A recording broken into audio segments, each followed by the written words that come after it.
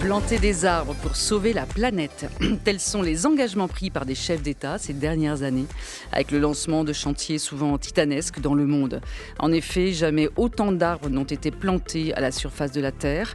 Depuis l'accord de Paris sur le climat en 2015, c'est le mot d'ordre pour lutter contre la déforestation, l'érosion de la biodiversité et les émissions de CO2. Or, en 2021, un rapport de l'IPBES, plateforme intergouvernementale scientifique et politique sur la biodiversité et les services écosystémiques, explique que, mal utilisées, la reforestation et l'afforestation peuvent détruire les écosystèmes, la biodiversité qui y vit, réduire le stockage du carbone et créer des inégalités d'accès à la nourriture.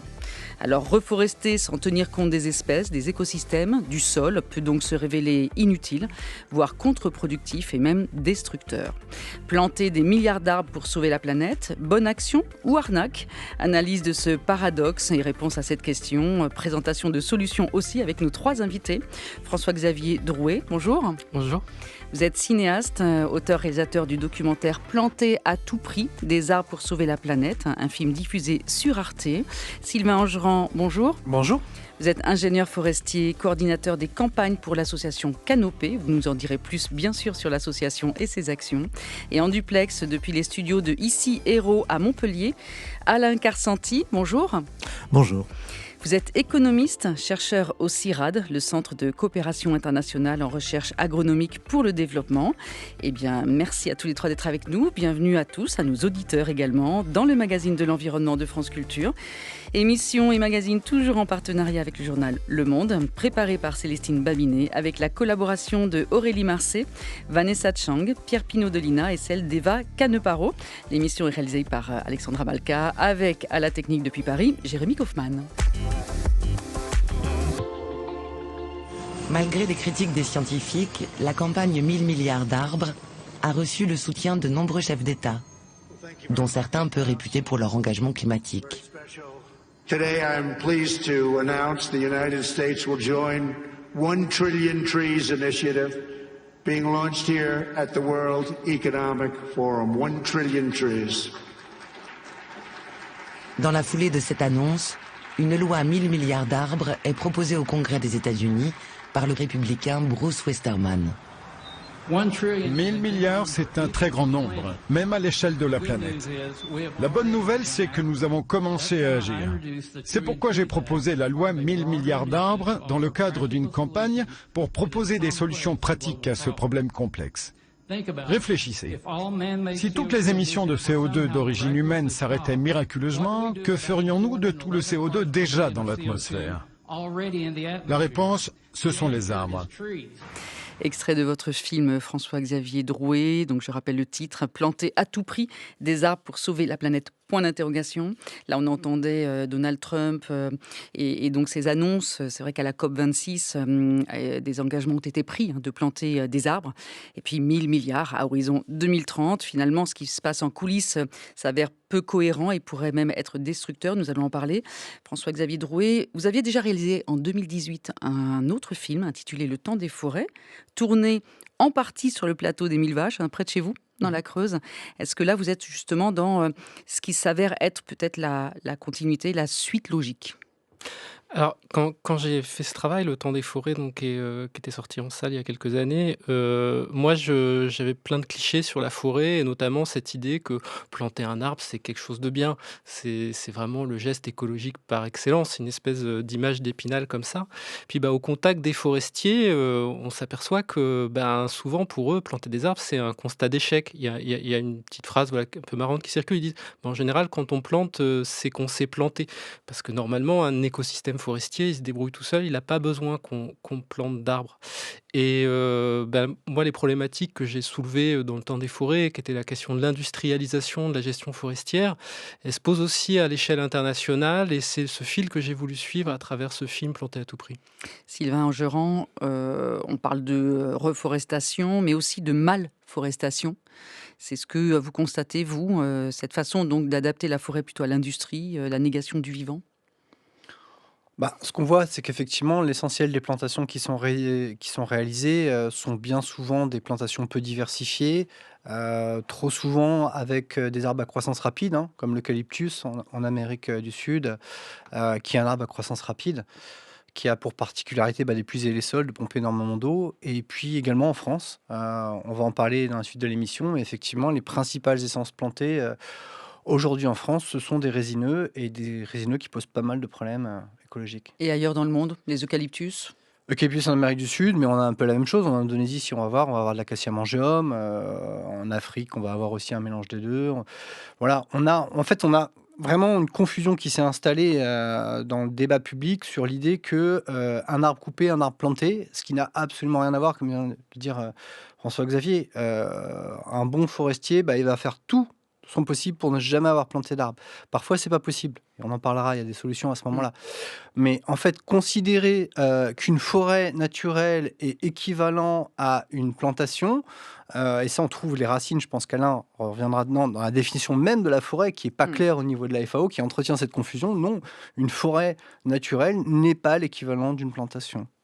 Alain Carsanti, peut-être qu'on peut rappeler avec vous, dans ce début d'émission, ce que nous devons aux forêts et ce qu'elles représentent aussi comme richesse en matière de biodiversité. Alors, en matière de biodiversité, ce sont les écosystèmes terrestres qui abritent le plus de biodiversité, hein. Bon, il y a le marin par ailleurs qui en a plus, mais disons, du point de vue terrestre, ce sont les forêts, et particulièrement les forêts tropicales, qui abritent le plus. Du point de vue changement climatique, c'est important parce que il y a deux choses. Il y a le stock, hein. D'abord, effectivement, ça stocke des dizaines, de centaines de milliards de tonnes de carbone. Et puis, surtout, ça a un rôle de puits de carbone, c'est-à-dire d'absorbeur. C'est-à-dire que lorsqu'on vous émettez une unité de CO2, de gaz carbonique dans l'atmosphère par une activité humaine, il y en a, disons, à peu près un quart qui va être pris par la végétation en général, hein. C'est pas seulement les forêts, il y a également les sols, les zones humides. Mais c'est tout cet ensemble d'écosystèmes qui fait que si on n'avait pas ces écosystèmes, on serait très ennuyé. Très ennuyé pour le changement climatique. Et la difficulté, c'est que à la fois les océans qui absorbent à peu près la même proportion, à peu près un quart, et après, il y a la moitié qui reste stockée dans l'atmosphère. Mais le problème que nous avons, c'est que effectivement, au niveau mondial, et y compris en France, il y a un inventaire de l'IGN qui vient de sortir tout récemment et qui montre que de plus en plus, ce rôle de puits de carbone, c'est-à-dire d'absorbeur, est en train de s'affaisser. Plusieurs forêts tropicales sont maintenant des émetteurs nets de CO2 du fait des incendies, de la chaleur, la dégradation, des maladies, la mortalité. Et ceci est effectivement un problème très important, d'où la tentative de réponse avec des plantations. Sauf qu'on verra que ces plantations ne sont pas aussi efficaces qu'elles le prétendent et qu'elles ont parfois des effets contre-productifs, même si je pense, et je le dirai tout à l'heure certainement, qu'on a besoin de toute façon de plantations, parce qu'on a tout simplement besoin de produire du bois comme substitut à des matériaux fossiles, du plastique par exemple, pour faire du carton, ou tout simplement pour du bois d'œuvre, pour de la charpente, pour du bois industrie, etc. etc. Donc on a, disons qu'il faut bien regarder l'ensemble, l'ensemble de l'image. Et dans cette image, on va avoir besoin de forêts diversifiées, mais on va avoir aussi besoin de ce qu'on peut appeler des usines à bois, pour effectivement, ne serait-ce que pour d'ailleurs limiter la pression sur les forêts naturelles qui restent. Et ça, c'est une problématique qu'on a pas mal dans certains pays, notamment tropicaux. Sylvain Geran, je crois que vous avez mentionné, je ne sais plus si c'est sur le site de Canopée, 87% des arbres plantés l'ont été après des coupes rases, c'est ça? Ah, là, on parle de la situation en France, du plan de plantation d'1 milliard d'arbres lancé par le président de la République. Et effectivement, au-delà du slogan, nous, on a été enquêtés sur le terrain. Donc ça a été très difficile parce que déjà, il y a un problème de transparence, y compris en France. Qu'est-ce qu'on plante? Ça a été très compliqué de le savoir. Et quand on a réussi à trouver l'information, on s'est rendu compte que l'essentiel de ce qui était planté était lié à des coupes rases. Alors, les coupes rases, c'est comme les chasseurs, il y a le bon et la mauvaise coupe rase. C'est qu'il y a des fois, on n'a pas le choix. Des fois, on a vraiment des problèmes sanitaires. Typiquement, sur l'épicéa, qui est un arbre de montagne qu'on a planté en plaine et qui est en train de mourir. À cause du scolite? À cause du scolite, voilà. Enfin, notamment. On pourrait en faire une émission entière. Là, ça peut se justifier. Voilà, tiens, de coupe rase. Mais ce qu'on a vu, c'est qu'il y avait aussi beaucoup de coupes rases qui, à notre sens, ne se justifient pas. C'est-à-dire qu'on va raser des forêts bien portantes. Juste, on les qualifie de pauvres. Donc, pauvres, pourquoi? Parce qu'économiquement, le bois qui est à l'intérieur n'est pas adapté aux besoins de l'industrie, donc on les rase et on met à la place des résineux beaucoup plus adaptés aux besoins de l'industrie. Et ça, c'est le problème effectivement qu'on a en France. Et ailleurs, on le trouve aussi. Alors là, vous me parlez du plan d'1 milliard d'arbres, des cas de plans où on rase des forêts, effectivement. On va pas l'avoir directement comme ça. Moi, je pense tout de suite au Brésil, qui effectivement essaye de maquiller des fois un petit peu dans un discours sur cette notion de déforestation brute, déforestation nette. D'ailleurs, ces mots-là, c'est de dire on va regarder ce qui part en Amazonie, ce qu'on rase, et puis en fait, on va déduire ce qu'on replante dans le sud du pays avec des monocultures d'eucalyptus. Et en fait, la différence entre les deux, c'est la déforestation nette. Donc, c'est un moyen d'amoindrir en fait la destruction des forêts naturelles. Et ce type de mécanique, encore une fois, elle vient un petit peu polluer le débat sur les forêts parce qu'on mélange des choux et les carottes et elle permet pas de voir vraiment effectivement comment se portent nos forêts naturelles, qu'il puisse y avoir besoin à certains endroits d'une gestion forestière plus intensive, on peut en discuter, mais mélanger les deux, ça ne permet pas un débat serein. Alors François-Xavier Drouet, vous avez tiré le fil, vous avez essayé de comprendre. On n'a jamais planté autant d'arbres. Qu'est-ce qui se cache derrière ces pratiques d'une manière générale? Parlons-en avec, pourquoi pas, certains exemples à travers le monde avant justement de se préoccuper de la France.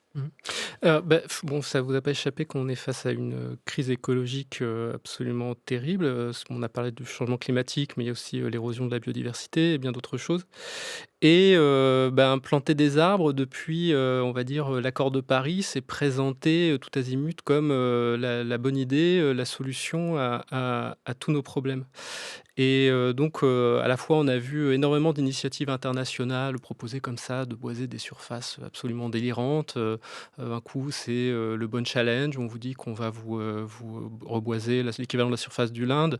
On a parlé de cette idée du plan 1000 milliards d'arbres, où là, c'est carrément la surface des États-Unis qu'on va reboiser, comme si on avait les surfaces disponibles pour ça. Et puis, parallèlement, il y a aussi une extension, donc, comme on l'a dit tout à l'heure, des monocultures d'arbres, parce qu'il y a des besoins en croissance exponentielle, pour notamment les matériaux d'emballage, le papier toilette, tous ces usages comme ça de la mondialisation. Et on voit dans les zones tropicales une extension de ces monocultures. Et ce qu'on remarque, c'est que c'est souvent une extension qui se fait sur des zones de biodiversité critique. Alors jusqu'à assez récemment, en fait, c'était très difficile de savoir quelles étaient les surfaces concernées, parce qu'au niveau international, il n'y avait pas vraiment de statistiques fiables. Les pays ne publiaient pas les surfaces, ou c'était pas les mêmes définitions. Et là, depuis quelques années, il y a des études scientifiques qui sortent, qui sont notamment basées sur l'imagerie satellite. Et on voit très précisément, justement, que pareil, je prends l'exemple du Brésil, l'extension des monocultures d'eucalyptus se fait sur des zones de savane. Et comme le Cerrado, par exemple. Comme le Cerrado, se fait sur des zones humides. Il y a peut-être 10% de cette expansion qui se fait même sur des parcs nationaux dans certains endroits, comme en Afrique. Donc, il y a vraiment un coût écologique énorme à cette expansion.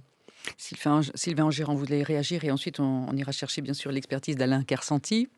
Oui, François-Xavier date cette mode à l'accord de Paris, je suis pas tout à fait d'accord, je pense que c'est plus profond que ça en fait.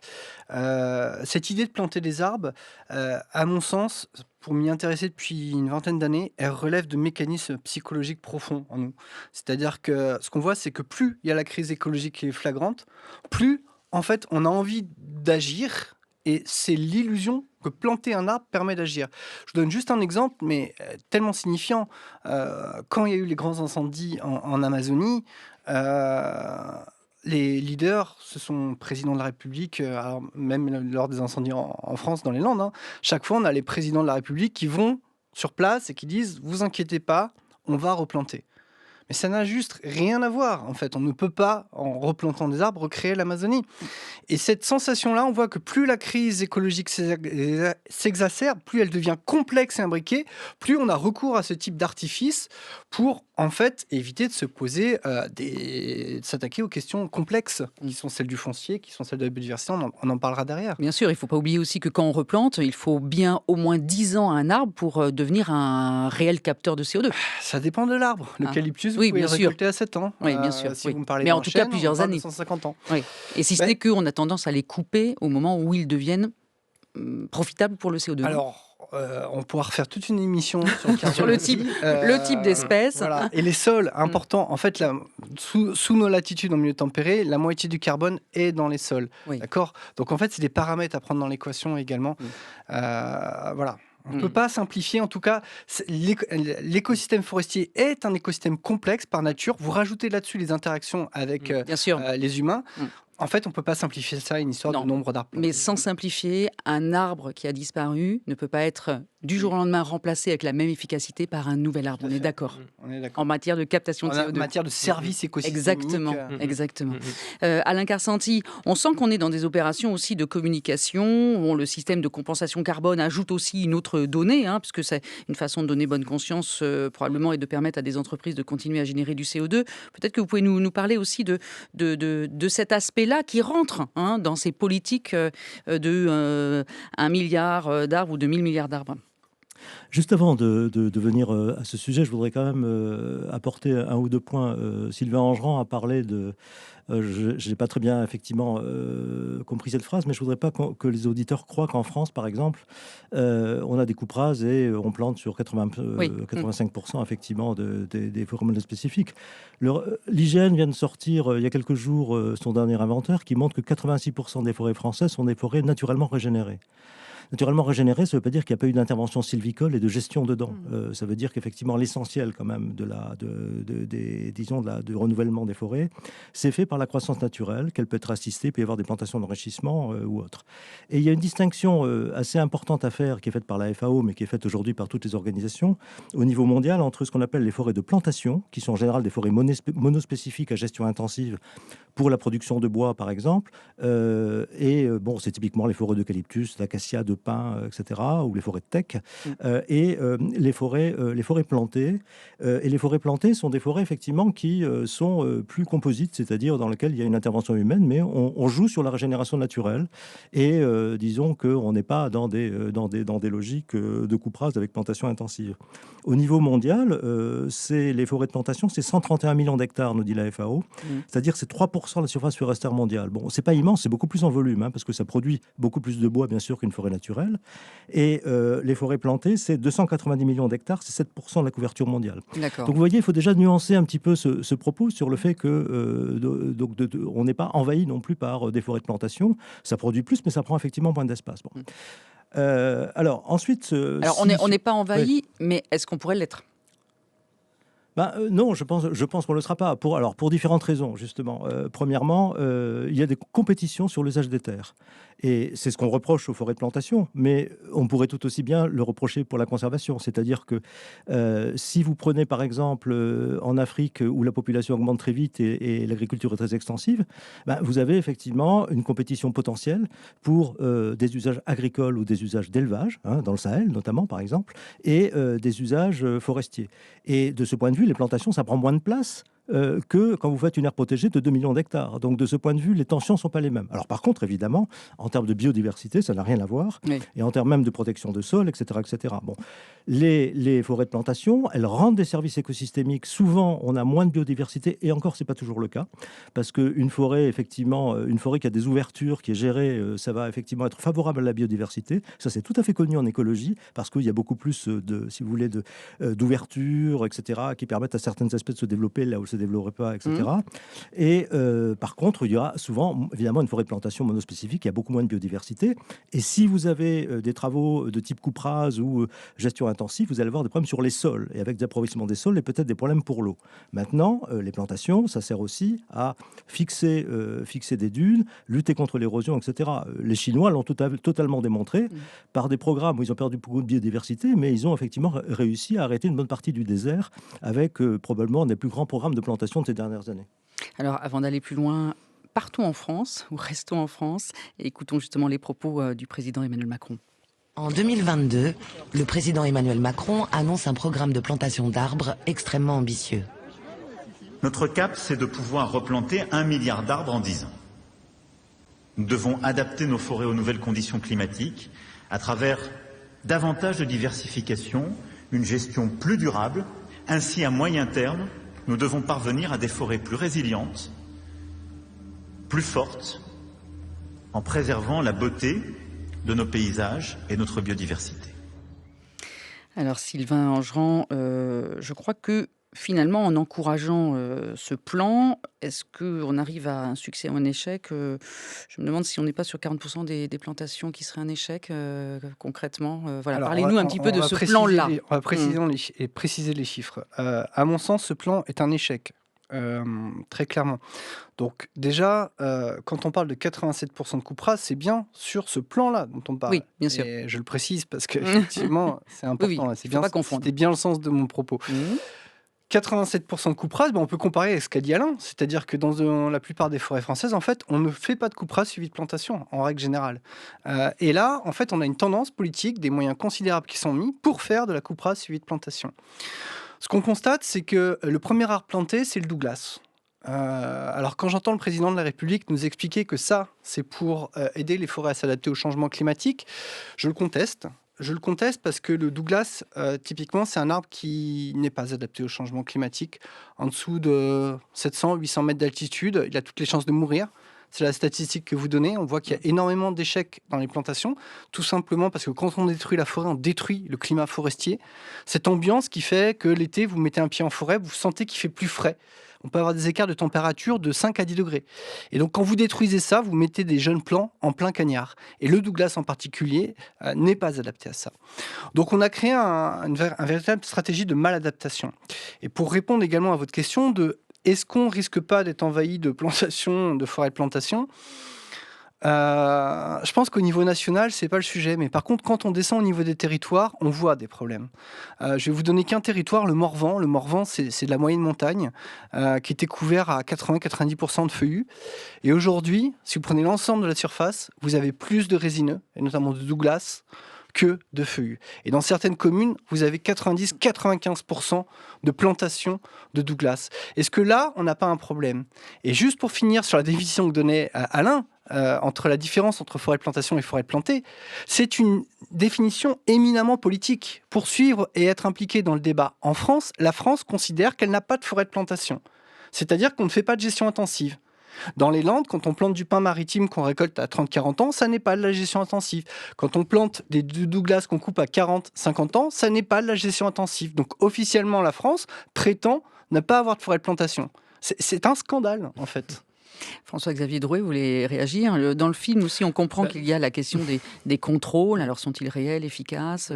Qu'il y a aussi des labels. Bon, c'est vrai que c'est complexe. On a bien sûr conscience de la complexité du sujet. Et toutefois, il faut quand même pouvoir donner à comprendre aux auditeurs dans quel univers on est. Parce qu'eux sont face à ces incitations aussi à financer des plantations et avec des labels à la clé. Ouais, enfin moi j'habite justement sur un de ces territoires hein, qui est à l'avant-garde de cette industrialisation de la forêt, donc qui est le plateau de Millevaches, où le modèle dominant c'est la coupe rase suivie d'une replantation en monoculture. Et justement il y a eu une lutte que j'ai filmée dans le film autour du bois du Chat, donc qui est une forêt en Haute-Corrèze, voilà, très très belle forêt de hêtres auxquelles les habitants étaient très attachés et qui était menacée de coupe à blanc, voilà, pour replanter des Douglas parce qu'il y avait ce plan présidentiel et qu'il y avait une opportunité pour le propriétaire. Et donc ça a été une grande mobilisation victorieuse avec vraiment ce sentiment d'absurdité. On a un écosystème qui marche bien, qui est là et on vous dit comme ça du jour au lendemain « Ah, mais il faut l'adapter au changement climatique ». Toutes les recherches scientifiques vont dans le même sens, c'est qu'une forêt résiliente face au changement climatique et résistante au changement climatique, c'est une forêt diversifiée et c'est une forêt sur laquelle surtout on ne va pas faire de gros traumatismes. Donc ce qui nous engage plutôt à travailler la régénération naturelle et une sylviculture continue plutôt que procéder par cycles extrêmement brutaux de coupe rase et de replantation. Alors nous parlerons bien sûr des solutions une fois avoir bien planté aussi le tableau. Alain Carsanti, ces fameux labels là qu'on peut trouver, les labels bas carbone, est-ce que ils sont efficaces? Est-ce qu'ils sont dévoyés? Que valent finalement les certifications? Puisqu'on voit bien que dans ce monde-là, souvent insoupçonné, derrière les paravents, ce n'est pas complètement joli. Il y a quelques arrangements aussi sous pression de certains lobbies forestiers, où on peut affaiblir aussi les méthodes et ces certifications en tout cas. Les certifications, de toute façon, il faut bien comprendre, ce sont des compromis entre des intérêts qui sont des intérêts, disons, différents et contradictoires. Donc, de toute façon, si vous regardez du point de vue d'un industriel pur et dur, il va penser que la certification, ça lui met trop de contraintes sur l'écologique, sur le social. Si vous regardez du point de vue d'une ONG qui, effectivement, milite contre les plantations en monoculture, il va considérer que que la plantation, effectivement, autorise ce qu'ils considèrent comme étant le pire, c'est-à-dire une exploitation intensive, etc. Donc, de toute façon, les plantations sont des compromis. Les compromis, on va les retrouver dans la question, par exemple, du Douglas qui était évoquée jusqu'à présent. Oui. Qui plante du Douglas? Ce sont les propriétaires privés, en général. Ils sont sur leur terre. Pourquoi plantent-ils du Douglas? Parce qu'effectivement, c'est aujourd'hui un arbre qui est sans doute pas adapté au changement climatique. On va revenir sur cette question d'adaptation, parce que je pense effectivement que pour que les forêts s'adaptent au changement climatique, il faut qu'elles soient gérées. C'est-à-dire qu'il faut qu'il y ait une gestion active et qu'on l'accompagne. C'est-à-dire qu'il y a des arbres qui, clairement, même s'ils sont vivants aujourd'hui, peut-être dans 50 ans, ils ne seront plus adaptés. Donc, il faut savoir comment est-ce qu'on conduit effectivement une population par une gestion qui peut passer parfois par différents types de méthodes sylvicoles. Il peut y avoir des méthodes plus ou moins intensives ou beaucoup plus sélectives. Mais, par exemple, sur la question du Douglas, c'est une demande de l'industrie du bois. C'est-à-dire, aujourd'hui, en France, on a plutôt une forêt dominée par les feuillus et on a plutôt une récolte qui est plutôt dominée par les résineux, qui sont moins nombreux, mais qui sont plus demandés par l'industrie, donc qui sont plus coupés. Et donc, de ce point de vue, les propriétaires répondent aussi à une demande économique de la filière bois qui, je veux le dire, en France, est déficitaire, puisqu'on a la 3e forêt d'Europe, mais on est importateur net de sillage, de panneaux, etc., venant de Scandinavie, où là, il y a des grandes forêts de monoculture, effectivement, qui sont extrêmement rentables parce qu'elles sont exploitées précisément intensivement. Donc voilà, nous sommes devant des situations dans lesquelles je dirais qu'il n'y a ni solution miracle, ni de système Yaka Faucon.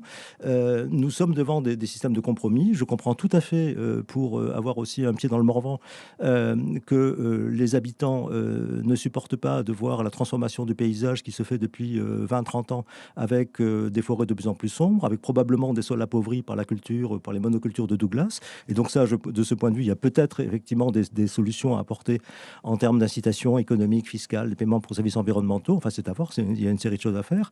Mais il faut bien voir que nous sommes devant un certain nombre de contradictions et de compromis, et qu'il y a des demandes différentes pour la forêt. Et il faut effectivement regarder aussi ce que les autres, de chaque côté, quel est le point de vue de chacun des acteurs. D'accord. Sylvain Angerand, rapidement, avant d'écouter un autre extrait justement du film. Sur les certifications, je pense notamment au label FSC ou PEFC qui sont censés garantir que le bois vient de forêts gérées durablement.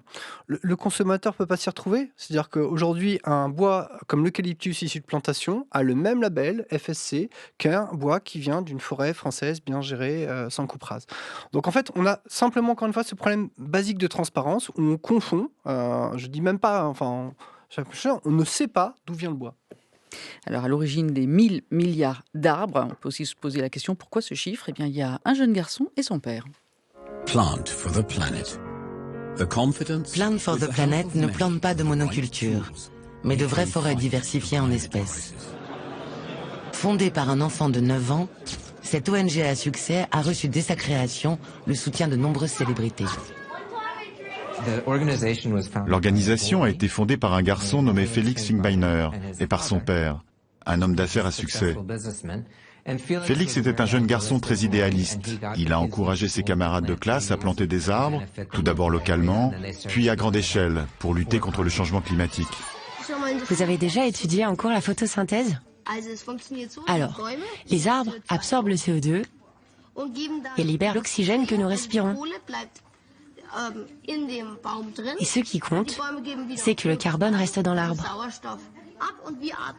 Felix Finkbeiner est devenu cet enfant modèle, porte-parole de la question environnementale. Et il a été invité à s'exprimer à la tribune des Nations Unies. Son père et lui-même étaient dans l'avion qui les amenait à New York depuis l'Allemagne. Et ils se demandaient, quel est l'objectif? Qu'est-ce qu'on va leur dire? Ils écrivaient le discours dans l'avion et ils se sont dit, lançons un truc vraiment ambitieux. Pourquoi pas 1000 milliards d'arbres? France Culture, de cause à effet, Aurélie Luneau. François-Xavier Drouet, quand on entend cela, on se dit non, on se pince quand même, parce que ce n'est pas si simple et on ne peut pas, on l'imagine bien, planter les arbres n'importe où, on l'a compris. Oui, ce qu'on vient d'entendre, donc c'est l'histoire de Felix Finkbeiner, un jeune Allemand là, qui a été très connu à partir des années 2000 en Allemagne et même un peu plus largement, qui, comme ça, donc son père était un riche entrepreneur et il avait cette ONG pour planter des arbres et puis il a été invité à parler à la tribune de l'ONU, puis il a lancé ce chiffre comme ça, un peu comme un slogan, quoi, un peu pour frapper les consciences. Et comme ça reposait sur rien de scientifique, ils ont embauché un jeune scientifique anglais qui leur a pondu une étude. Et Thomas Krauser. Voilà, et qui expliquait qu'effectivement, il y avait la place sur Terre pour planter 1000 milliards d'arbres et que c'était la meilleure solution par rapport au changement climatique. Alors, ce qui est terrible, c'est que cette étude, elle a eu un écho médiatique énorme parce que vraiment tous les médias ont dit « Oh, mais c'est formidable ». En fait, oui, à la base, les intentions étaient bonnes, c'était vertueux, ils ne parlaient pas de monoculture, ils avaient d'autres intentions. Mais Et puis l'étude a été publiée dans la revue Science, quand même aussi très prestigieuse, qui a donné beaucoup d'écho, mais elle a surtout déclenché une controverse scientifique énorme, c'est-à-dire qu'il y a eu des centaines de réponses de scientifiques qui étaient vraiment extrêmement en colère qu'on puisse proférer ce genre d'énormité, quoi, parce que 1000 milliards d'arbres, voilà, ça représente à peu près la surface des États-Unis déjà, donc où les planter. Meilleure solution face au changement climatique? Ben non, la meilleure solution face au changement climatique, c'est d'abord d'arrêter d'émettre des gaz à effet de serre et la déforestation, avant de penser à planter des arbres. Et puis, surtout, mais où est-ce qu'on va les mettre, ces arbres? Parce qu'il y a quand même des humains, puis il y a d'autres écosystèmes. Oui, ou des zones blanches, vous en parlez dans le film, les déserts ou d'autres zones qui sont très claires finalement. Il y a aussi cet effet albédo qui provoque un refroidissement, mais la couverture forestière, elle assombrit les zones plantées. Donc là, il y a d'autres effets aussi contre-productifs. Et on se rend compte que finalement, les chiffres avancés de 1000 milliards, ce serait 5 fois trop optimiste. Oui, alors il y avait énormément d'erreurs de calcul dans cette étude. Notamment, ils n'avaient pas pris en compte, par exemple, que certains sols contiennent déjà du carbone, notamment les prairies, notamment les savanes, parce qu'il y a énormément de programmes de plantation, peut-être on va y revenir justement dans les savanes, qui sont des écosystèmes... On peut en parler maintenant, la savane brésilienne, qui est une forêt inversée, en fait. Oui, c'est ça. Alors, donc c'est le Cerrado, qui est cette région qui contient 5% de la biodiversité mondiale. C'est beaucoup moins connu que l'Amazonie, mais c'est vraiment un écosystème à part entière. Et il y a cette idée un peu qu'une savane, finalement, c'est une forêt dégradée, quoi. Alors que non, c'est un vrai écosystème. Et 5% de la biodiversité mondiale est abritée par le Cerrado, je crois. C'est ça. Et donc, oui, on dit que c'est une forêt inversée parce que dans une forêt, alors souvent, le carbone est plutôt en surface que dans le sol, sauf dans les forêts, en tout cas dans les forêts tropicales, c'est plutôt comme ça. Mais là, en fait, ce sont des... Là, c'est le système racinaire. Voilà, qui est extrêmement... Qui est capteur de CO2. Développé, on le montre dans le film. Donc, quand vous détruisez ça, finalement, vous déstockez tout ce carbone. Et puis, surtout, ce sont des écosystèmes qui sont très adaptés au feu, qui se régénèrent très facilement. Alors, si vous replantez une forêt par derrière, il y a toutes les chances qu'elle brûle et que le carbone, il reparte dans l'atmosphère. Et aujourd'hui, la moitié du Cerrado a déjà disparu. Oui, alors justement, le retour de Lula au pouvoir au Brésil a vraiment freiné la déforestation en Amazonie. Par contre, la destruction du Cerrado, elle s'accélère parce que c'est vraiment une frontière. C'est pas considéré comme une forêt déjà. C'est pas malheureusement. En tout cas, c'est sans doute pas considéré comme un écosystème riche à sa juste valeur. Et c'est une terre d'expansion du bétail et aussi de la monoculture d'eucalyptus. Et puis bien sûr, il y a d'autres subtilités. On peut pas parler de tout, mais quand les arbres captent du CO2, l'océan lui va en relâcher pour compenser, etc. Il y a des demi-succès. Enfin bon, c'est toute cette complexité qui devrait être prise en compte pour trouver des solutions et de bonnes solutions. Nous allons en parler dans un instant de ces solutions pour essayer de stopper cette machine en marche. France Culture, de cause à effet, le magazine de l'environnement. Aurélie Luneau. Manter em pé o que resta não basta, que alguém virá derrubar o que resta. O jeito é convencer quem devasta a respeitar a floresta.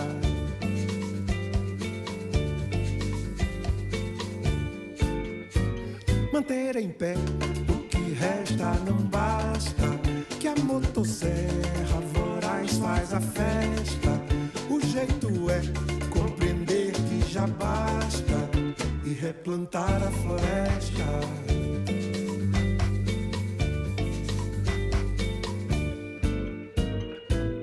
Milhões de espécies, plantas e animais, zumbidos, berros, latidos, tudo mais.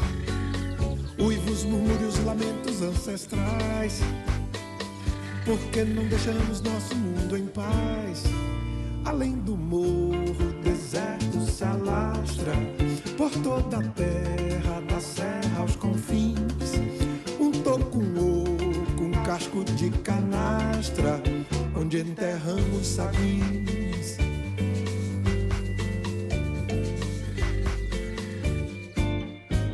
Manter em pé o que resta não basta.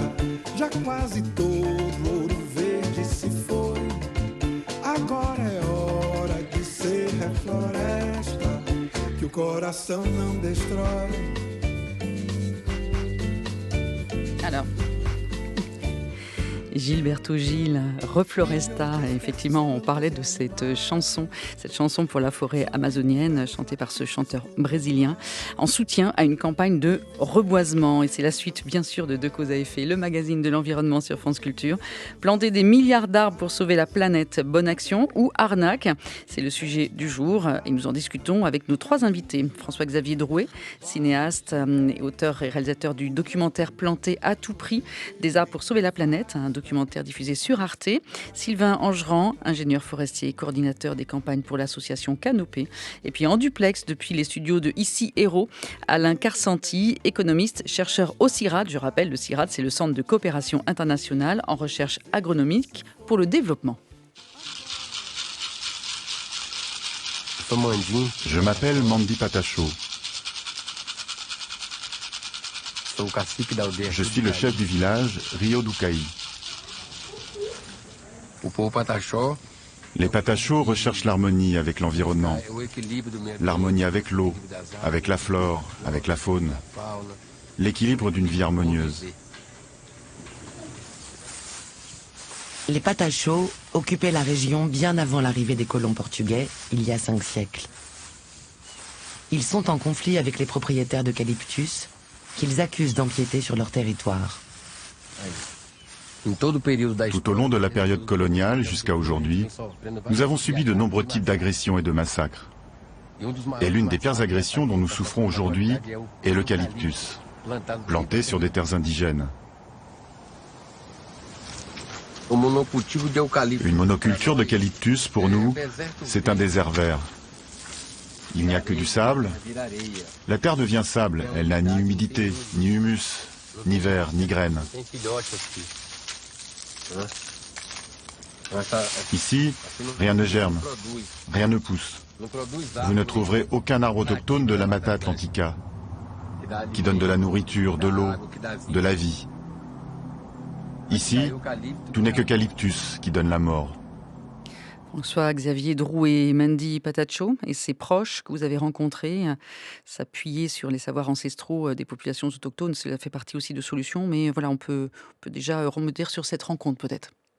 Oui, cette rencontre avec le peuple Patacho, donc un peuple autochtone de la région de Bahia au Brésil, qui se trouve que c'est un des premiers à avoir fait cette mauvaise rencontre avec les colons portugais, déjà il y a plus de 5 siècles, et qui aujourd'hui sont toujours en conflit avec les grands propriétaires, et notamment les planteurs d'eucalyptus, parce que c'est historiquement une zone de plantation d'eucalyptus, cette région de l'état de Bahia. Il ne reste que 7% du territoire originel. Oui, alors parce qu'on connaît tous l'Amazonie, mais il y avait aussi la Mata Atlantica, donc qui était la forêt atlantique aujourd'hui, qui n'existe plus qu'à l'état de bribe, le long de la côte atlantique.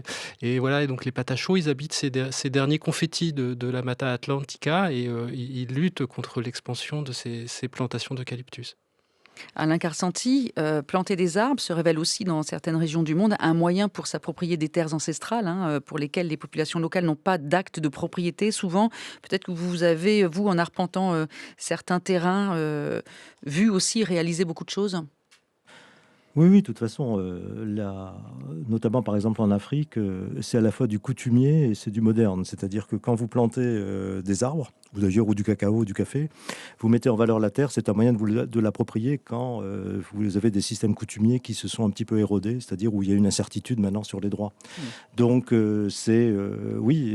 disons que pour planter des arbres, on a besoin d'espace, moins d'espace que pour la conservation, mais on a quand même besoin d'espace. Et effectivement, on a un certain nombre on va avoir un certain nombre de problèmes avec quand vous plantez des arbres dans des logiques où vous plantez les arbres sur des terres, par exemple, sur des terres d'État, au sens où je m'explique, si vous payez des paysans pour planter des arbres dans leurs champs, et que vous reboisez, par exemple, c'est ce que j'avais fait au Burkina Faso, en tout cas c'était un travail qu'on avait fait avec des paiements pour services environnementaux pour que les paysans remettent des arbres qui sont utiles pour leur économie locale dans leurs champs, alors qu'il n'y a plus d'arbres dans leurs champs.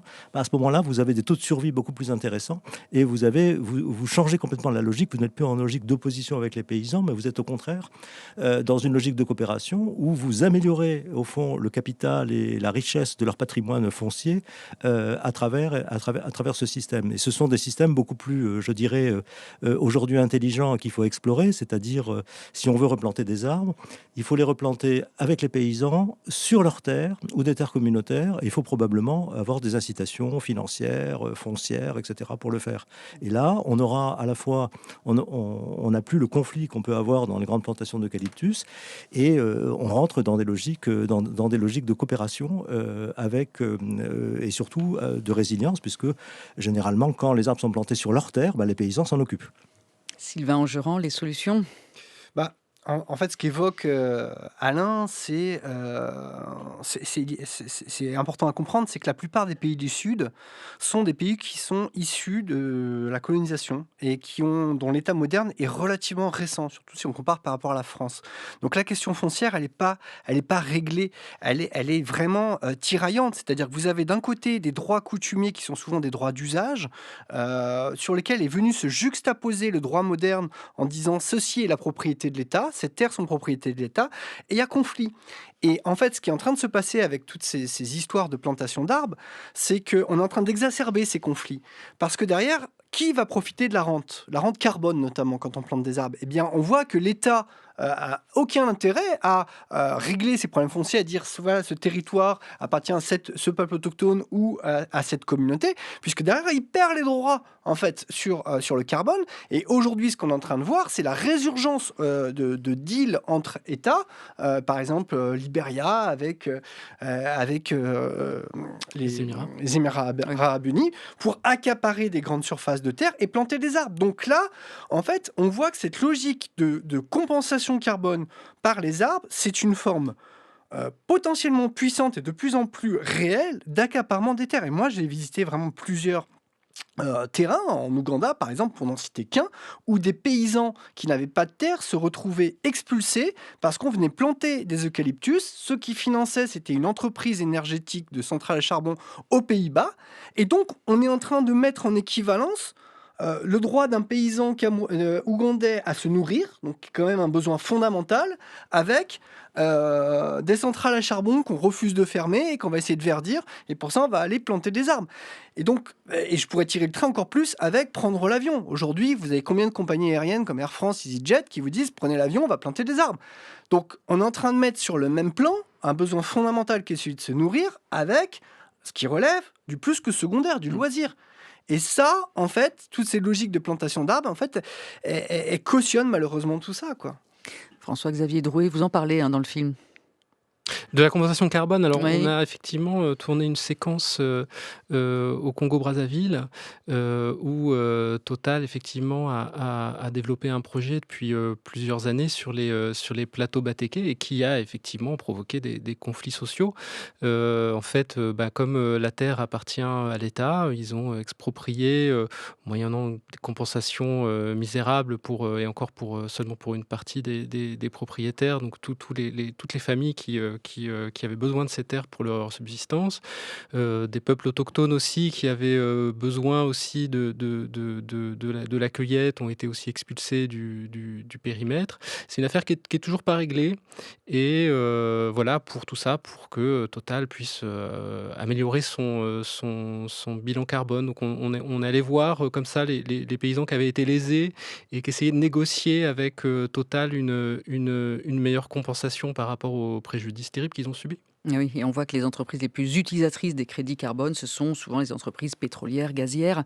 Alain Carsanti, est-ce qu'on peut en finir avec la compensation carbone des entreprises ? Est-ce qu'il y aurait d'autres choses à proposer, des solutions ? Et on voit aussi que des sociétés, fort encore de nouveaux puits, continuent de générer de nouvelles exploitations d'énergie fossile et donc compense avec cette fameuse compensation carbone. Oui, de toute façon, là, il y a eu de plus en plus, et d'ailleurs ces derniers temps, il y a encore beaucoup d'articles scientifiques qui sont sortis pour montrer que cette équivalence entre je fais plus 1 émission, moins 1 absorption, stockage dans des forêts, ne fonctionne absolument pas. C'est bien expliqué dans le film sur différents aspects et tout simplement parce que le CO2 que vous envoyez dans l'atmosphère, il va rester pendant des siècles et une partie va rester plus de 1000 ans dans l'atmosphère, tandis que les arbres que vous allez planter aujourd'hui, le carbone que vous allez stocker, il va ressortir un jour ou l'autre et avec les méga-feux qui, de ce point de vue, sont de plus en plus importants sur la planète et de plus en plus fréquents, très probablement le temps de résidence, disons, du CO2 dans les arbres est de plus en plus court parce qu'on a une très forte mortalité mondiale des arbres et à partir de 32 degrés dans la journée, les arbres d'abord rejettent plus de CO2 qu'ils ne stockent de carbone. Donc ça, d'un point de vue scientifique, la question est pratiquement définitivement réglée. C'est-à-dire effectivement, on ne peut pas compenser des émissions en plantant des arbres. Et c'est tout le problème de ces crédits carbone qui sont très ambigus, c'est-à-dire qui prétendent être de la compensation, mais qui en fait sont présentés aussi comme de la contribution. Mais les gens restent dans l'ambiguïté parce que c'est mieux de dire qu'on fait de la compensation plutôt que de dire simplement qu'on contribue. Maintenant, même un stockage temporaire, effectivement, peut être utile. C'est-à-dire que même si vous stockez du CO2 pendant 20-30 ans, ça a quand même son utilité du point de vue climatique parce que probablement ça permet de retirer pendant un moment du CO2 de l'atmosphère pour éviter d'atteindre des seuils de concentration des gaz à effet de serre qui pourraient nous rapprocher de points de bascule qu'on ne connaît pas très bien, mais qui sont probablement très très dangereux pour le climat. Donc c'est pas du tout inutile de le faire. Si je peux vous dire 2 mots sur la question de la compensation carbone et des crédits carbone, il faut bien voir que il y a 2 choses différentes. Les plantations monospécifiques pour faire de la pâte à papier, c'est pas des projets carbone, ça. Ce sont des projets parce que de toute façon, vous allez couper les arbres. Les eucalyptus, on va les couper à 7-8 ans dans les zones tropicales pour faire de la pâte à papier ou pour faire du panneau. Donc à ce moment-là, vous allez relarguer le CO2. Donc c'est pas du tout une activité qui est propice si vous voulez avoir des crédits carbone. Si vous voulez faire des crédits carbone, il faut planter des arbres et il faut qu'ils durent le plus longtemps possible. Parce que ça, c'est une question, vous essayez de vous rapprocher du long terme. Donc il ne faut pas confondre les 2 choses. Si les gens font des plantations d'eucalyptus, d'acacia mangeum ou autres, en général, c'est pour de l'industrie et ils ne demandent pas des crédits carbone. Donc distinguons bien les 2 choses. D'accord. Et là, de ce point de vue, juste un point, c'est que on a parlé tout à l'heure des certifications. Les certifications ne sont peut-être pas extrêmement efficaces du point de vue de l'intégrité environnementale pour des tas de raisons qu'on n'a pas le temps de discuter. Par contre, souvent, mis à part la question des aires protégées, qui est une question très particulière, mais sur les zones, effectivement, je dirais banales, il y a des sauvegardes qui font qu'on ne peut pas déplacer les populations et donc sinon vous n'êtes pas certifié. C'est-à-dire qu'en gros, si vous voulez vendre des crédits carbone aujourd'hui, il faut quand même certifier vos crédits carbone, sinon vous aurez du mal à les vendre. Et les certifications privées, globalement, ont des verrous, ont des sauvegardes. Alors, c'est pas toujours... OK, il y a des exceptions. On trouvera toujours quelques exceptions. Mais globalement, effectivement, ça fonctionne. Et alors, il n'y a aucune aide aujourd'hui qui existe pour les particuliers pour garder les forêts naturelles. Je crois que vous proposez des crédits d'impôt à l'hectare qui pourraient encourager cette pratique. Non, non, voilà, il y a plusieurs possibilités pour effectivement essayer d'avoir des forêts que l'on conserve, dont on améliore la gestion avec des pratiques moins destructrices, etc. Il y a des paiements pour services environnementaux qui consistent effectivement, par exemple, à payer les usagers pour qu'ils modifient leurs pratiques, pour qu'ils conservent leurs forêts, qu'ils évitent les coupes rases, etc., etc. Bon, ces paiements pour services environnementaux, il faut encore pouvoir les financer. Bon, au Costa Rica, ils les financent par des redevances. Ce sont des taxes qui sont affectées. C'est des taxes sur le carburant, les redevances qui sont affectées, qui financent les propriétaires, les communautés pour conserver des forêts. Bon, effectivement, c'est une chose. On travaille sur d'autres choses, sur ce qu'on peut appeler des certificats nature ou des certificats biodiversité. Je préfère le terme certificat nature parce que pour moi, ça doit englober au-delà de la biodiversité également du carbone, mais également de la santé des sols, de l'eau, etc., qui seraient effectivement des instruments de contribution qui pourraient être vendus par des propriétaires, des usagers, des communautés, qui réalisent des actions, soit de conservation, soit de restauration, qui sont favorables à la biodiversité. Et ça pourrait être effectivement proposé aujourd'hui à la vente, à la fois aux citoyens, à des entreprises, à des banques, etc., etc. Ça sera un instrument de financement, effectivement, parmi d'autres. Alors, côté citoyen, il y a aussi des moyens d'agir, de s'impliquer. On le voit sur le terrain. Je vous propose de repartir dans le film de François-Xavier Drouet pour prendre la mesure aussi de certaines actions et tentatives de s'opposer à des coupes rases. En Haute-Corrèze, des habitants tentent de sauver une forêt feuillue menacée de coupes rases, le bois du Chat. Son propriétaire souhaite y planter des douglas, subventionnés par le plan présidentiel. Et pour votre sécurité, vous n'avancez pas. Allez, les bûcherons, ne prenez pas parti, reculez. C'est trop tard, on est là, on est avec vous, mais on ne peut pas laisser faire ça. Vous êtes sur un terrain privé. Vous opposez au droit du travail. Vous êtes donc en infraction. Non mais vous protégez un truc qui est illégal, et vous le savez. Cette forêt ne sera pas coupée, c'est simple.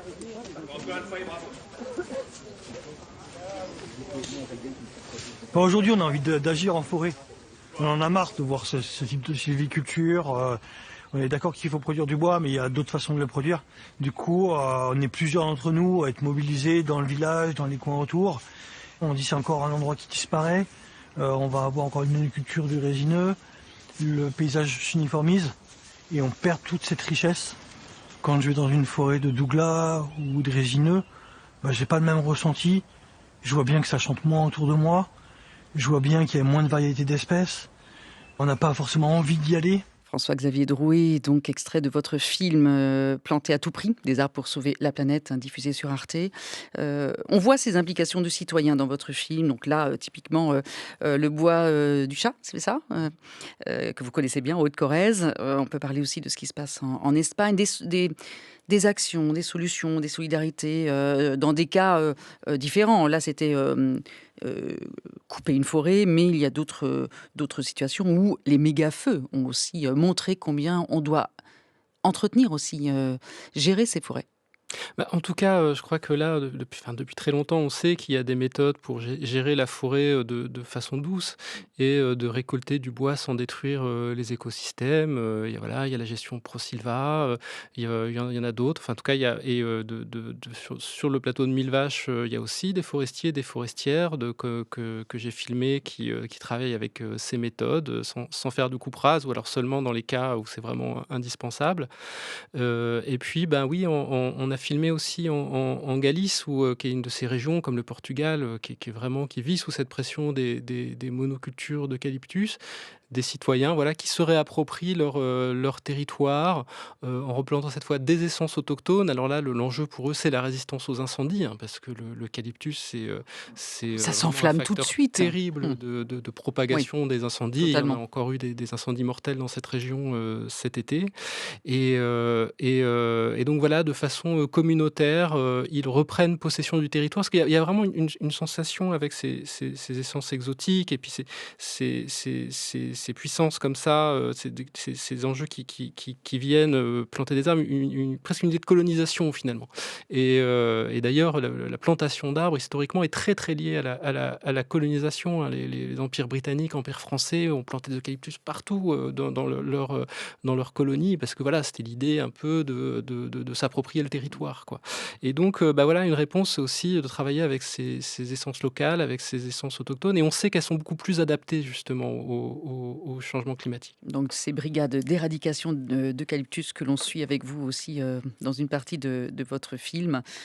Sylvain Angerand, peut-être l'envie de donner des conseils. Vous imaginez bien que parmi les auditeurs, il y a aussi des consommateurs. Ils sont consommateurs et qu'ils peuvent se retrouver au moment de leurs achats à appuyer sur la touche verte ou rouge pour pouvoir participer à des plantations. Qu'est-ce qui se passe ? C'est difficile pour eux aussi. Alors, je suis jamais à l'aise pour m'adresser aux citoyens consommateurs. Je préfère m'adresser aux citoyens politiques parce que le citoyen consommateur, bien souvent, il fait ce qu'il peut avec ce qu'il a, quoi.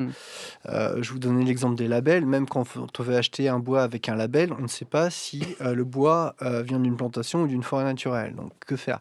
Par contre, en tant que citoyen politique, vous pouvez faire des choses. Vous pouvez faire des choses au niveau local. Bon, vous pouvez effectivement, comme sur le plateau de Mille Vaches, vous mobilisez pour empêcher des coupes rases de forêts naturelles. Vous pouvez vous mobiliser aussi pour faire changer les lois. À Canopée, vous me demandiez ce qu'on fait. On fait un gros boulot pour interpeller les députés, pour aller enquêter sur le terrain et puis faire en sorte que les aides publiques, puisqu'Alain a abordé le sujet, plutôt que de raser des forêts et de planter des douglas, nous, on privilégie l'accompagnement de propriétaires privés ou publics pour avoir une forêt qui est gérée plus proche de la nature. C'est un peu le terme que tu expliquais. C'est-à-dire qu'on va essayer effectivement s'appuyer sur les mécanismes naturels de résilience et de résistance, donc la diversification.